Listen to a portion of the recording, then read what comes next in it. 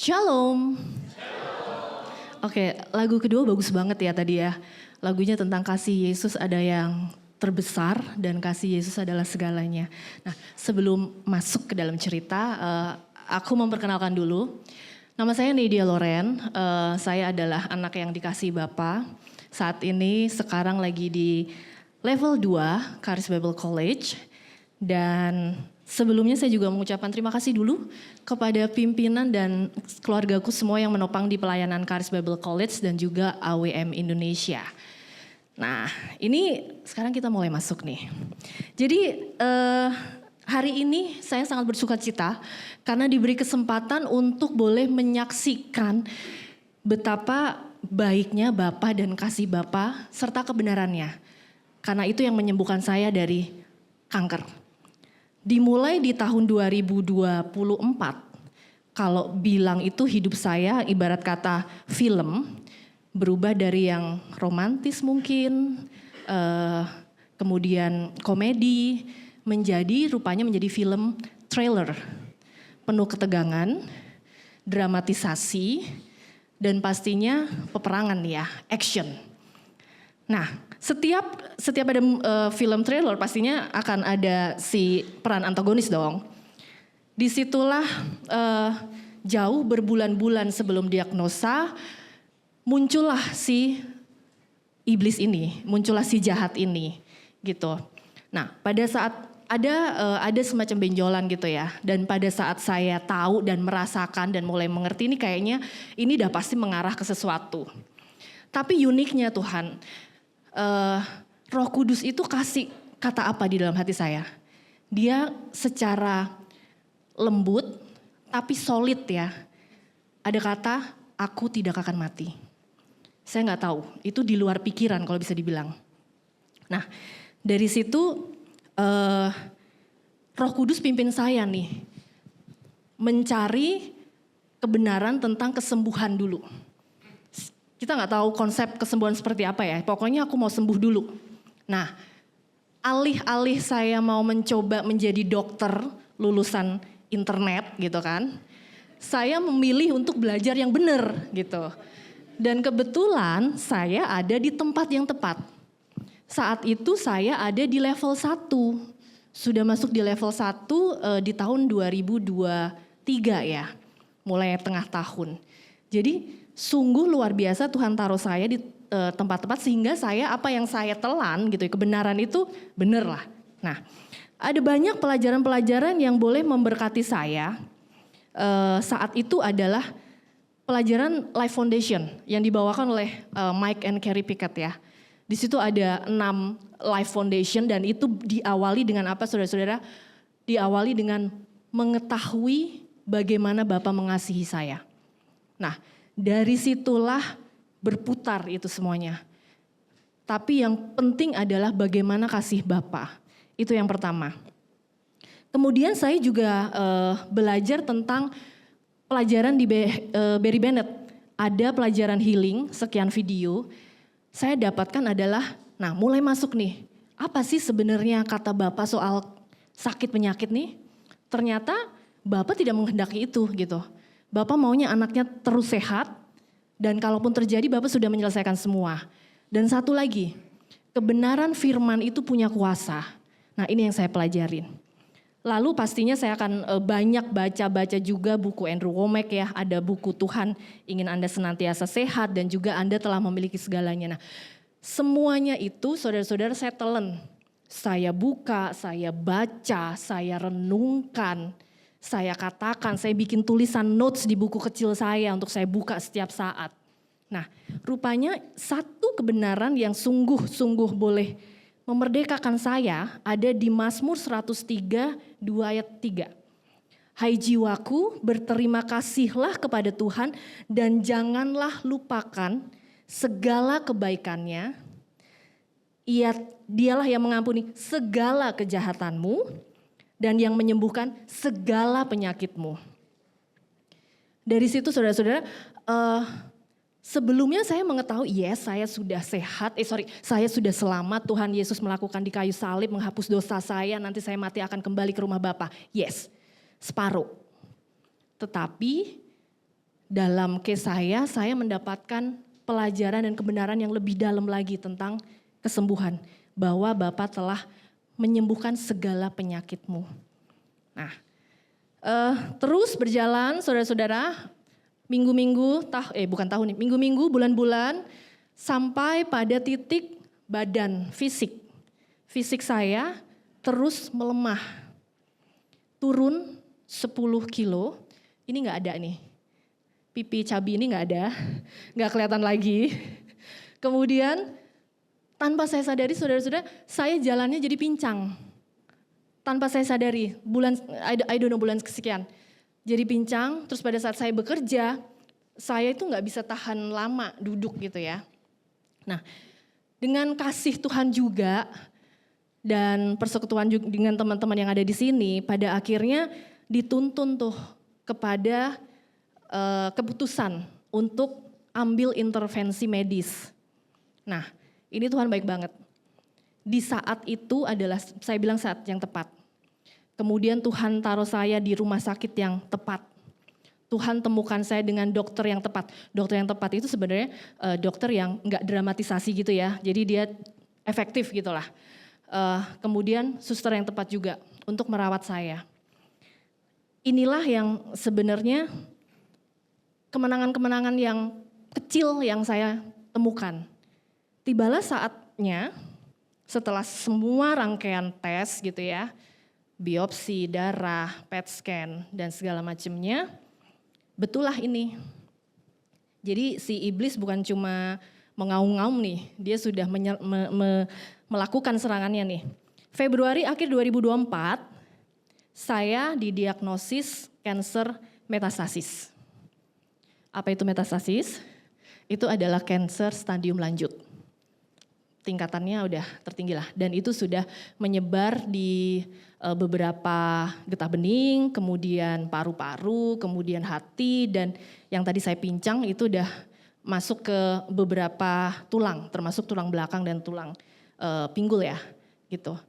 Dan kalau dilihat PET scan-nya itu saudara-saudara, itu adalah ada namanya SUV ya kalau nggak salah. Itu adalah level seberapa terang si PET itu menangkap adanya keganjalan itu. Jadi angkanya kalau tinggi itu udah di belasan dan saya ada maksimal 18, which is itu keganasan juga. Itu reverse to keganasan.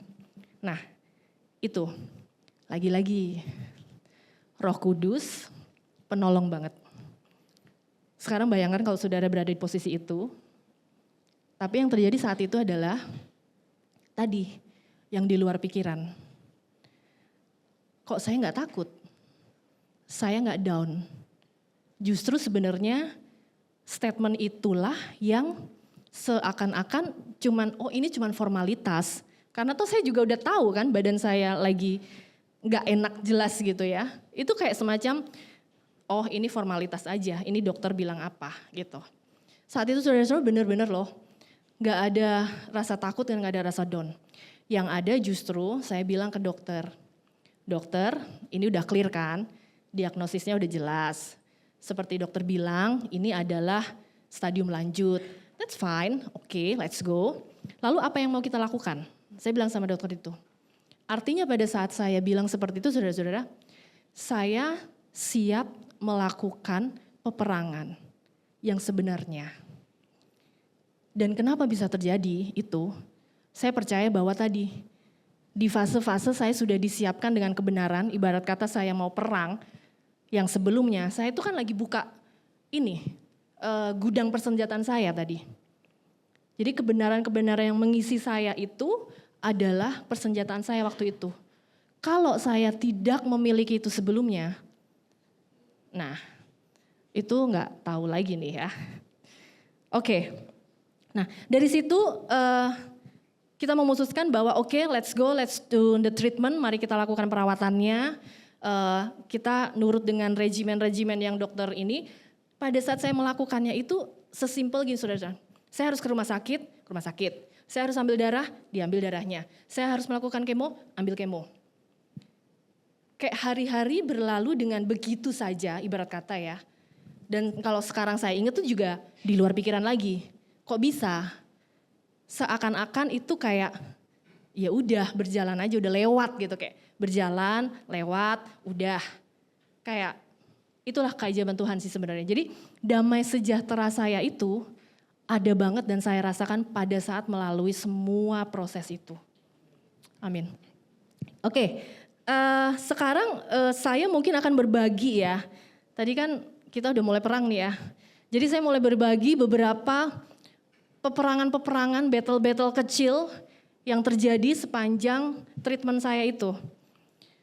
Yang pertama tentang kasih Bapa, lagi-lagi tentang kasih Bapa. Itu tuh sungguh, ya ini adalah modal pertama saya.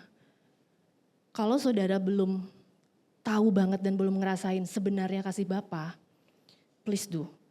Karena ini adalah benar-benar yang fundamental dan yang pertama. Jadi pada saat itu kan saya mendengar banyak kesaksian-kesaksian ya. Dari healing journey juga ada gitu, kesaksian-kesaksian di Andrew Wommack juga gitu. Ada beberapa kesembuhan itu terjadi dengan supranatural. Yes, betul kan? Nah, sebagai manusiawi saya, mau dong, Tuhan aku mau dong disembuhkan secara supranatural gitu kan. Biar gak repot-repot ke dokter, biar gak repot-repot pingsan gitu kan. Darah rendah segala macam gitu kan. Di situ saya luar biasa lagi nih. Tuhan ajak saya untuk berjalan di karya-karya Tuhan Yesus pada saat menyembuhkan di perjanjian baru. Ada cerita yang sangat indah dan memberkati. Cerita pertama tentang hamba di Kapernaum ya.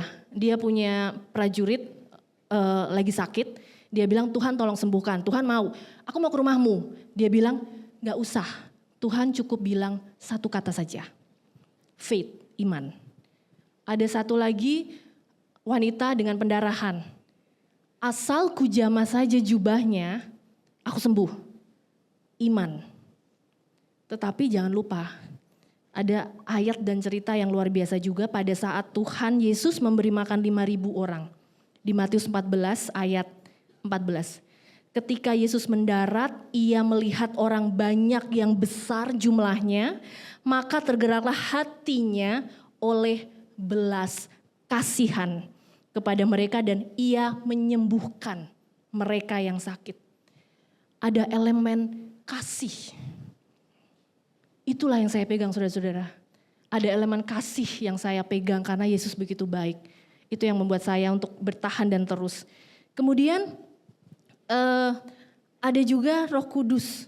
Roh Kudus ini juga sehari-hari benar-benar menolong sih, mengingatkan saya terhadap kebenaran. Tadi kan saya cerita ya, karena metastasis tulang, akhirnya pertama kali ke dokter saya itu dibilang, kamu jangan jalan lagi, kamu harus pakai kursi roda. Ya, dokter fisio saya juga bilang, apapun yang kamu lakukan, kamu cuma punya tangan sekarang. Kemudian lagi-lagi berarti otot saya udah hilang selama 1 tahun, hampir 1 tahun gitu kan. Otomatis otot gak bekerja, semuanya perlu bantuan orang lain. Di situ Roh Kudus benar-benar ingatkan saya kepada kejadian di mana bahwa kita gak boleh ngeliat yang kelihatan. Karena kelihatan itu sementara. Dan yang kekal adalah justru kebenaran, bahwa kebenaran 1 Petrus 2 ayat 24, nih dia sudah sembuh oleh bilur-bilur Yesus. Yang kedua, Roma 8 ayat 11, ia yang telah membangkitkan Kristus Yesus dari antara orang mati akan menghidupkan juga tubuh dia yang fana itu oleh rohnya yang diam. Jadi itu semua karya Roh Kudus dan semuanya itu benar-benar Tuhan kerjakan. Dan yang terakhir saudara-saudara, saya pengen bagi bahwa dalam perjalanan cerita saya, sungguh Tuhan kasih orang-orang yang tepat. Keluarga saya, sahabat saya dan juga saudara-saudara kakak-kakak yang ada di sini. Mereka yang menguatkan saya, mengingatkan saya betapa Tuhan mengasihi dan betapa saya masih punya misi di dunia ini. So, saya gak ragu tuh. Tahun lalu saya balik ke sini untuk sekolah di level 2.